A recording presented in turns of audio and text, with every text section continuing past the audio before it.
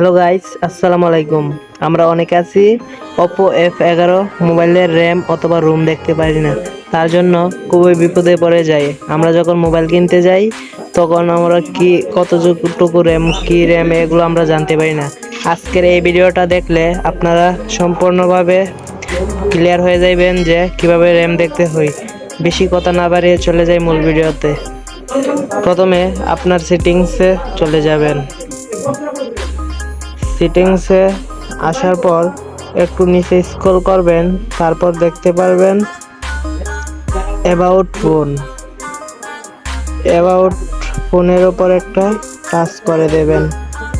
Touch করে দেখতে পাবেন আপনার র্যাম, রুম এগুলো সব এখানে আছে, আপনার মডেল এগুলো সব এখানে আছে।